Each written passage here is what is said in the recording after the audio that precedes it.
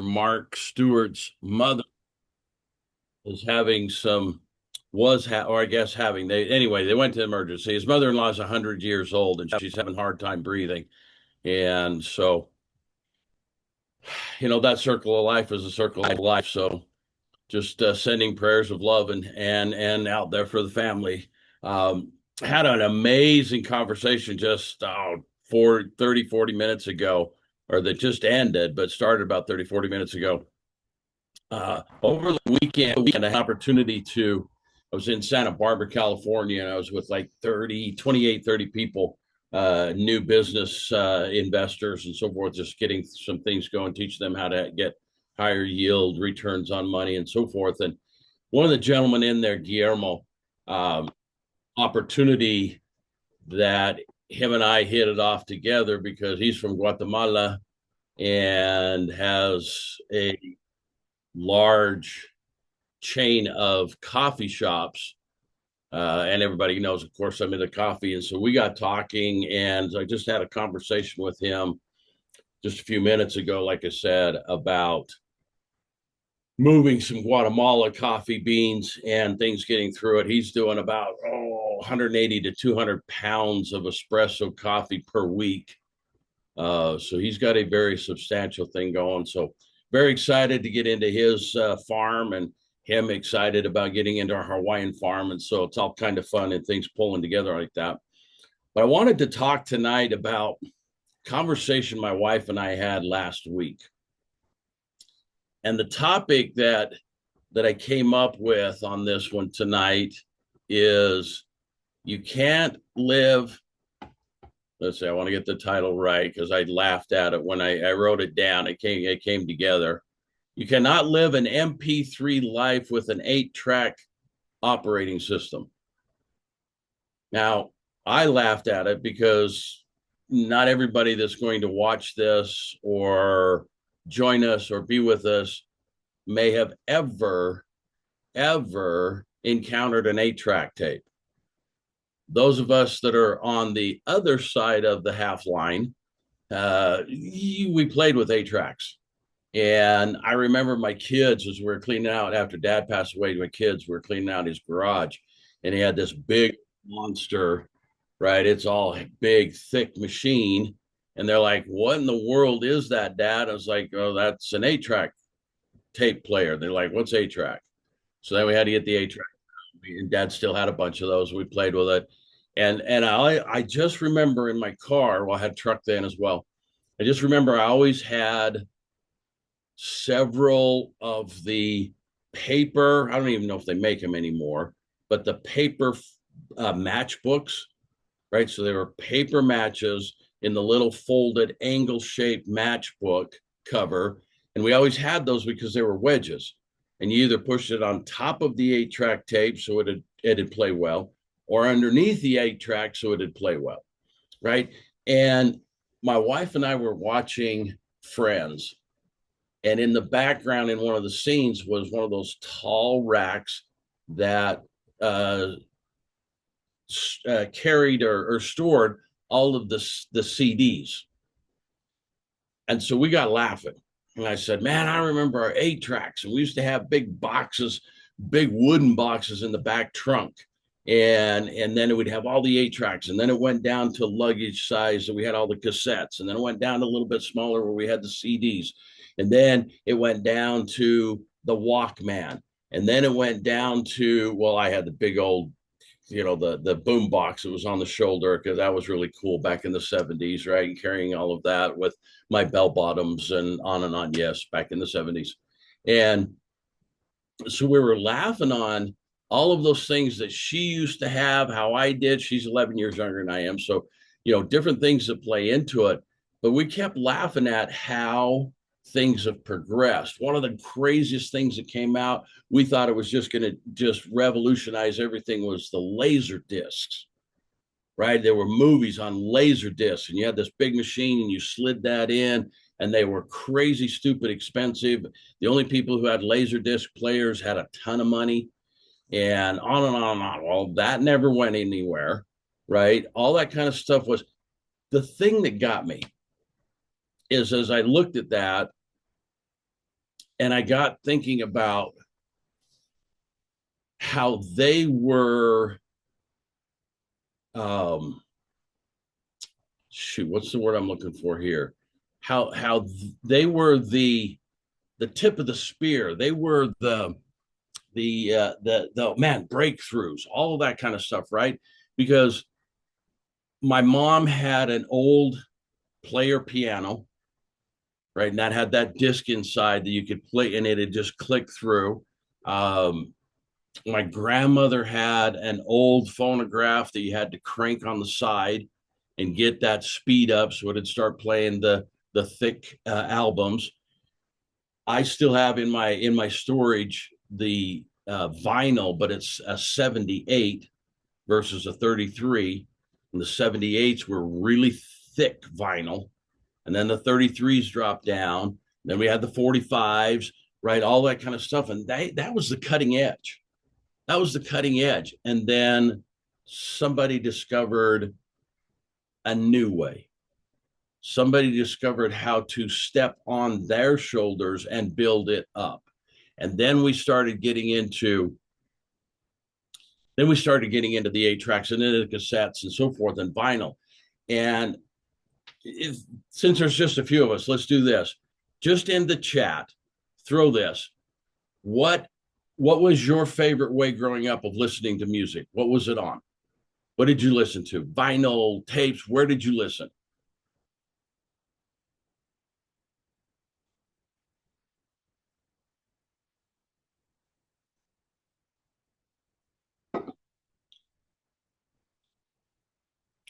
Tony cassette, awesome CDs.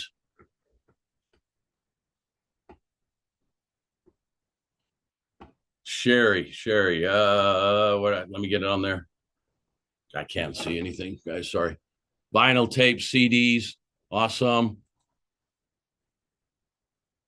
Okay, so we're all raised in an area that's very the same, right? It all played, and it all depends on what we had financially, is how we went about it. I remember my sophomore year of high school is when I first got into band, and that's when I started playing bass, and it was heavy, and I had to go down every week. That's when we had the big shopping malls, right? And I would go down every week. I got paid weekly. I was a bus boy it was called Bob's Big Boy Burgers. And I was the bus boy, and my middle brother, was the night manager. And I would get paid every week, and I had nothing to spend my money on but music. I was racing motocross. I had my band going, and that's all I spent. So I'd go down every Friday, and I'd go into I don't even remember what it was called, the music store, and just tons of tapes. We can get them at $3, $5. That's how it all played. So I had a ton of those. Then they came out with the CDs. Well, one of the things that I did, and this is all part of what over the week I've been thinking, is I had a small setup in my bedroom that had an 8-track tape stereo player, a dual cassette player that I could record on, my record player, and then the radio system, of course, was in there. And I created, one day I'll have to share these cassettes with you because I still have them. One day I created the Rockin' Raj in the Morning radio show. And I had all of these tapes and music and created my own radio show. Just had so much fun. It's how I worked on my audio, my presenting voice, how I got it all put together, because it was Rockin' Raj. And I was playing that whole thing, right, at craziness. But what I realized overall this week in looking back at it is, while we thought those were tip of the spears, the next person came in and created something better. Not because what was working wasn't good. There was something more that was happening.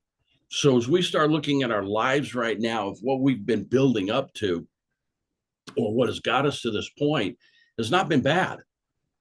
It's just there's new insights. There's just new technology, if you will, that starts opening us up into, wait a minute, wait a minute, what I've been doing to this point, right, has not been a failure, but it's not getting me to the next point. And that's the biggest challenge that most people have, is because they look back and go, they're always looking at, well, I didn't get accomplish this. Well, I thought I would be here by this point. I thought my bank account would be much bigger by this point. I thought I would be retired by this point. I thought. Well, guess what? That was what you've done has brought you to this point. That's phenomenal, right? You should look at it, because you should look at it in the direction of, I've been pretty damn lucky at everything I've done. That doesn't mean it always had the results I was after, right? I saw a t-shirt or something. I can't even remember what it was. It was probably a GIF that was on the scrolls and stuff. It was, God must be looking out for me, because of all the shit I did, I'd be dead by now. And I look back over my 65 years and go, yeah, there was some times that I was just flat out stupid. Not foolish, stupid. We had a location here in, it's since been destroyed, but we had a location here at the base of one of the mountains that had this tiny, I'm going to say a manhole size, I guess it was, opening into a deep cave that you had to slide down on your back or belly down into it. And then once you got into it, it was this big, huge open cave. And once you got down into that, it was nothing but empty beer cans and parties. And so everybody just disappear and go down there. I look back on that and go, yeah, that was stupid. That was so stupid, because if something had ever happened, nobody knew we'd gone there. There's no way I was telling my parents I'm going up here to go into a cave so I can drink beer, right? That's not going to happen. I'm not going to tell my parents that stuff. But man, that was just stupid. But at the time, that's what I was operating with. So you look back on it and you go, you know what? Here's what I've got to do is I've got to look at what takes me to the next level, not what brought me here. Because what brought you here is past. Years ago, when I had the breakfast, and I had the breakfast with Zig Ziglar, he said that. I think I've mentioned it on other episodes. He said to me, "What do you want to generate this next year?" And I said, "Oh, I'm pushing for 100,000." And he goes, "What did you generate last year?" I said, 50,000. And he goes, "Fantastic. Do you know what you need to do now to generate that new 50? Because you know what you need to do to this 50. You're doing that. Do you know what it needs for the next one?" And that got me thinking about all of that. That then brought in this week, as I got thinking, is we are not the machines. We're the music. We're the music. And that's the difference, right? Because the machine or the equipment will always change. Will always change. But the music remains, right? Too many people are afraid of changing the habits, the beliefs, the environment, right? Because they like who they are, or nah, it's not even like, they're accustomed to who they are. And I was talking with my grandson, my 14-year-old, and I said, you know what's really cool is in music, there are only 12 notes. There are only 12 notes. You then have octaves. You then have majors and minors, flats and sharps. There's only 12 notes. Now, think about all the music you listen to. I'm not talking about, I have a frustration right now with today's music, is they're pulling all the good stuff and making it techno, and doesn't seem like anybody's really writing good music anymore. Just me. But listen to all the music that's out there in all the different genres and all the different, whether it's country or all that kind of stuff, even some of that rap that's out there that I don't follow that. My daughters listen to, I guess they call it screamo. I don't know all that stuff, but man, they bring some stuff in. I'm like, okay. It, it is what it is for them, right? But all of it's 12 notes. It's 12 notes, and everybody has a flavor. And the biggest challenge that we face right now is everybody is so bombarded with all this outside influence, the white noise, I call it. When you sit back and you have so much um, influence coming at us in all these directions of, right, we go back, it used to be at 10 o'clock, everything signed off. Well, I don't know how you guys remember that. I remember we'd get to 10 o'clock and it would be the broadcast time is now over. Right. And it always ended with it's 10 o'clock. Do you know where your children are? Right. Because everything was right. Everything was on that thought pattern of family unity type stuff. But it ended. And then all we had was snow because we only had a few channels. And it was one of those things. My parents always had the 10 o'clock news or the 9 o'clock news, whatever it was. They always had that news on. And then after that, it was off to bed. And then we went to news at 5. Then we went to news at 10, and then news at 12, and 5, and 4, and 3. And then we go to a 24-hour channel of news. And then we go to multiple channels of news. And then we go to multiple channels of interpretation of multiple channels of news, and on and on and on and on and on. And I had somebody ask me a question or made a comment to me, and he said, truth happens in a nanosecond, and it's the interpretation of truth that happens after that. Because you can have multiple cameras on the same situation, and then you could have across the world all this different definitions and all this different interpretation. Al Qaeda this way, in America this way, in France this way, and on and on and on. And then that's all brought back in and put together. Taking outside of the news, now let's go to all the social media, right? And then now all the AI. And as you're building out a business, everybody tells you need to be on here and you got to be on social media and on and on and on. And then you start freaking out and you're like, oh, which ones do I use to promote me? How do I get out? That's stuff I deal with on a daily basis, looking at, okay, how do I get a better promotion out there? And so it's all this stuff that just keeps playing into it. And because of all of that, it tends to put us in a paralysis mode. And that paralysis, we've always talked about it, right? Analysis by paralysis, or paralysis by analysis, that we get in, just when everything lines up, then move. If you don't have things lining up, move anyway, because things begin to change as you move. But we're afraid to move. The reason we're afraid to move is things we say, we've always been this way. My family's like this. Is how I was raised. No, because we keep going back to that operating system. That operating system that was fantastic for us at that time. The 8-track tape player, fantastic. The cassette, the laser disc, fantastic at that time. Outdated now. Would it be fun to go back and listen to an 8-track? Sure, I laugh at them. One of the things I chuckle at in anybody who had 8-tracks, that there's no playlist, right? It's just straight at it. And right in the middle of the song, it'll change over into the next track. If you had it in your car, you're singing at the top of your lungs, and then all of a sudden the track changes and you can tell how bad pitch you have, or, how you don't even know the lyrics and you're just singing along and on and on and on. But it was perfect for that time. Then we got cassettes and we were able to record our own radio station, our own playlist, our own thing, right? The mixtapes, perfect at that time. Now we stream. Used to have Dish Network, used to have all of those things until everything started breaking up. Now we have Paramount. Now we have all of these separate.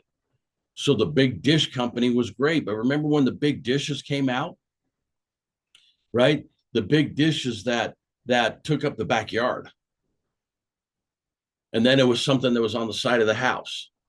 And then you had to buy the equipment and rent the equipment. And then you had to run the cables and all hard line and everything else. Perfect for its time.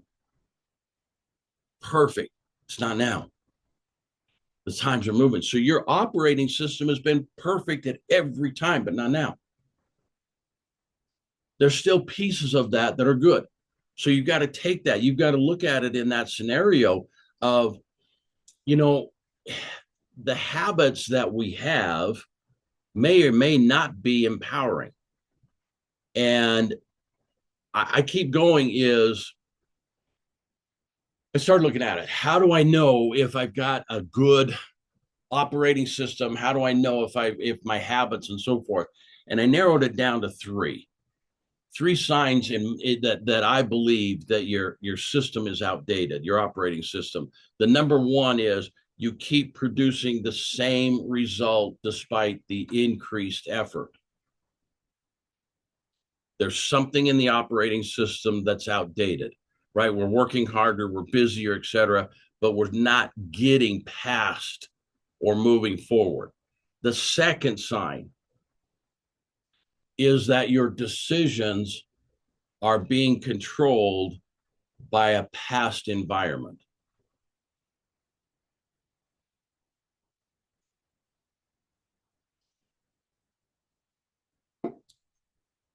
When you look at, yeah, I'll even go this path. You'll laugh. In my first marriage, one of the things that absolutely drove me nuts is I am not a fan of sweatpants. And I'm not talking joggers. No, because there are some good looking joggers out there. And the old ones, right? They have the drawstring and the elastic bottom around the ankle. I'm not a fan of those. Around the house, do your thing. But if you're going to go out, have a little more pride in yourself than wearing sweatpants. Now, was that the demise of my divorce or my marriage? No. But was that one thing that just rubbed me weird? Yes. So in conversations at the very first few weeks or so, months or so of my current marriage, Annalise asked me that, okay, what are some of the things that drive you nuts? And I was like, sweatpants, right? And it was going from a past thought to this day. We're almost 30 years married. To this day, she hesitates getting joggers because in her mind, it's a sweatpant to me. That's an old past. Does that make sense? We're living in things. And I finally had to set her down this a couple of years ago. Finally, I set her down. I was like, whoa, time out. That one stuck with your head because I know what you were doing is wanting to please me in the beginning of it and me pleasing you and all that kind of stuff that you do in relationships. But that's the same as in business and in life and work and money. We're basing it on, man, I go out and I have gone through, man, Catherine, you were with us at a couple of these too, when we're like at the coaching company and different areas that, man, we'd go up and it was just crazy good. And then all of a sudden it just disappears. And I had one business that we were going strong, hard, fast, and everything. And I was getting paid every week, and I was the company. And then I had hired several. And I go down to the company that particular Friday to get the invoice and pick up my check. And I pull up to it. It was a small strip mall office. And I pull up and I go up to the door, and it's chained with a padlock on it. And I look through the windows, and it's completely empty. That company had overnight gone and disappeared. And so did my paycheck. And then out of that paycheck, I still had to take care of those that I had hired, my coaches and so forth. And it just dropped. So I could keep going back to that past. Oh, if I build a business, it's going to fall apart. If I build this business, I'm going to lose my money. Or you get your business, your bank account up, and then something happens and it drains out. Oh, well, they don't get the business or don't get the bank account up, right? We all base it on those past things that happen. the financial setbacks, the critical parenting, any of those things, those are all past operating systems. The third piece, excuse me, the third piece that I have in there is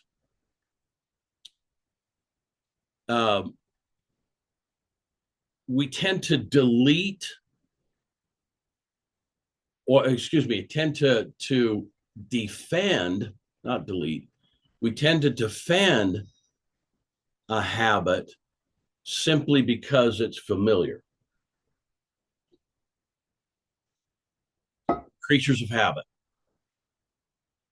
right? So the three things we're looking at, we're doing more and more and more work, no different results. It's not even good English, but our results remain the same. The second piece, the second one is that we are basing everything on a past operating. And the third one says that you're defending the habit. And I call it wear the badge, right? You have to simply step back and go, wait a minute. This isn't how I want my life to be. Just because I was raised that this or so forth, that doesn't mean I have to be there.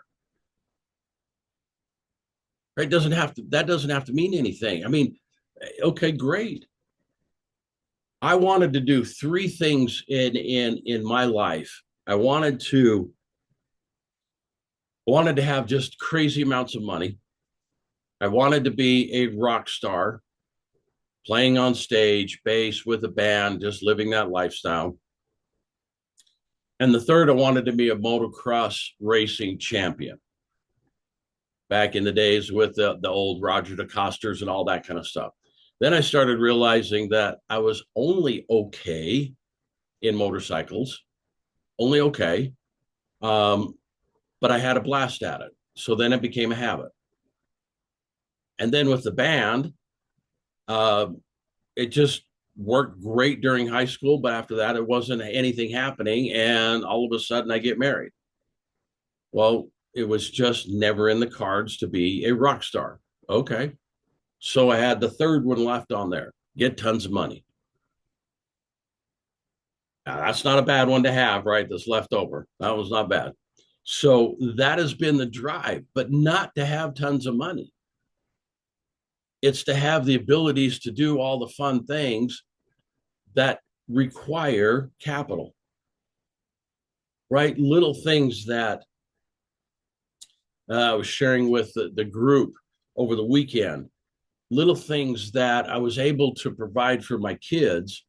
My oldest daughter is a guitar player, and her guitar teacher was, and obviously still is, the lead guitarist for the band Candlebox.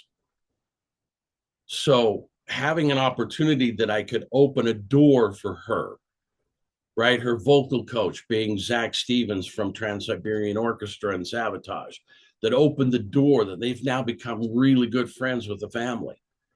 And that doesn't mean we're any better. It's just, oh, we had an opportunity because this is what they cost to be their instructor. And what I was able to generate allowed us to do that. Okay. So money is not the whole thing, but I looked at my operating system and said, well, what do I need to do? And that's what I want you guys to look at this week. What do you need to do just to take those rough edges off? Now, some of you may need to get out of the 8-track tape and get into the MP3. Some of you need to get into understanding that MP3 is going to change quickly, and we're going to have that down the road, so get prepared. I got that. But some of us just simply need to understand how to run an MP3.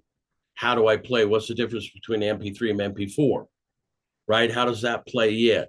And how do I use that? How do I get it on? For an example, I'm trying to figure out the podcast, or excuse me, my garage band, and I screwed something up. And so then I reach out to my daughter, who has a very youthful operating system of electronics. And she goes, Dad, click here, here, and here. Got it. That's just fine tuning a little bit of my operating system, because now I can jump on the garage band and I got it. Right? That's the whole thing that you start playing with this. So look at it this way. Look at those three, or this week, look at those three questions. Are you just doing more of the same, just harder? That's just a lot of energy. Are you running on past, hoping that the past operating system is going to move you to the next one? And then what you have to look at with the third one is, are you defending something that you need to release? Now you can get it deep. You can get it deep. You can go really long on it, because that's where I finally hit 30 years ago, where I was defending the being married and I needed to stay married. And that was not the wisest thing. And so I had to really, really stop defending that and put the divorce through. Now, you may go that deep. I'm not going to get into that kind of counseling, okay, because that's a whole different thought pattern. But sometimes you just have to clean the barnacles. You just have to flat out get it done. And then you move yourself into position that because progress, guys, progress requires the transfer. So you've got to move yourself in a position that now what you do is going to continually upgrade what you've been doing. Right? You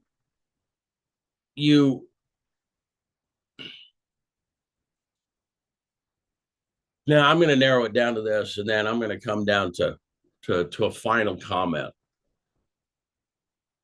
I want everyone on here, and it's great, and everybody that will be listening to the YouTube after, whether you want to take it from me or not, but I'm going to throw it out there. One, I give you permission to move forward. If you've been waiting for somebody to give you permission that it's okay to be something more, I give you that permission. Two, I want you to release things that do not need to travel with you anymore. A belief, a habit, a resentment, a fear, right? Those are the things you've got to start releasing, and excuses to why, and excuses to why not, right? The story you keep repeating because you're defending it. Man, take one of those thought patterns and stop. Give yourself, if you need somebody else, I give you, but give that permission that you set in this direction and go, you know what? I'm not going to commit myself to what no longer belongs with me. I'm not going to defend what no longer belongs with me. I'm not going to carry it. There was another great little meme that it showed a guy carrying an empty backpack and a young child going, what do you have in your backpack? It's empty. Then why are you carrying it? And the whole thought is, we carry backpacks and we fill it with rocks. And then all of a sudden it gets heavy, and it gets heavy. We'll stop carrying the rocks. Right? Maybe it's an operating system that the things you have in your backpack that you do want, you bring a wagon. Right? Even luggage, if we take it down to that simplicity, luggage used to be really bulky and 2 wheels. Now you have 4 wheels, and it smooths right along. And the other, when I flew in Salt Lake, flew to oh my gosh, Santa Barbara on Friday, there was 2 little kids that were on electric bags right behind their parents, and they were sitting on them and riding. And they just had a little some on-off whatever throttle on these little bags, and the parents were moving ahead, and these little kids were right on the back. Now we've got them electronic moving. Right? Okay. If you want to carry all those rocks, then get a damn electronic bucket or excuse me, a wagon to pull with you. Stop creating all of this heavy weight on you. Get up in the morning, be very grateful that you're blessed with another day. The greatest thing you can do is give thanks and gratitude in the morning. You're going to have at times during the day where you'll cuss. You'll be frustrated. You'll be madder than a hornet. You'll be just kicking yourself going, that was a foolish thing, right? All of those things play. And then when you go to bed, here's the thing that you've got to say to the universe, God, however you do it, is I gave it my all today. Thank you. And then get up in the morning and go, thank you for another day. And then move forward. Because this is the greatest thing. A new operating system over the last couple of years, the weight that has been removed off of me as I've been drilling through this is unbelievable. Somebody said to me a couple of months back, they said, I don't know what you're doing, but you look different. And there's a couple of things that I have done heavy that some of you that I've removed that I used to do heavy and I've removed from my life. And that's just increasing my health good. One of those main things is alcohol. I am done. I've been sober for about 30 days now, which is phenomenal, right? Feeling better, all that good stuff. Yeah, it's just one of those is cool. Okay. But you do it for you. I didn't do it for anybody else. I was just like, man, I'm tired of feeling stupid and sluggish. Right. But you got to take those understanding that the new operating system is going to get me somewhere else. The old operating system is going to keep me right here. So thank you so much. I appreciate it. I'm going to cut this one down. We're about right time anyway, about 40 minutes into it. And I'm going to get this one posted up tomorrow. It'll be posted on YouTube. Tomorrow also, I'll have on YouTube a very real enjoyable conversation I had with Nathan Osmond a couple of weeks ago. And then we've got, like I was sharing last week, we've got a couple of Hollywood stars and that kind of stuff that are coming on the podcast. And it's just really cool about how to move forward, how to build new after setbacks and speed bumps. And then I'll be a guest on a couple of different other podcasts that are coming up. And we then have just some phenomenal new books are hitting Amazon. And there's a lot of stuff coming and it's great. And I so appreciate you guys being here. And if you got others that you think that the messages might help, please invite them. If you need the link, holler at me. I'll get it to you. That way they're registered and we get them in. And I will see you guys next week. I love you so much. Thank you for being here. See ya.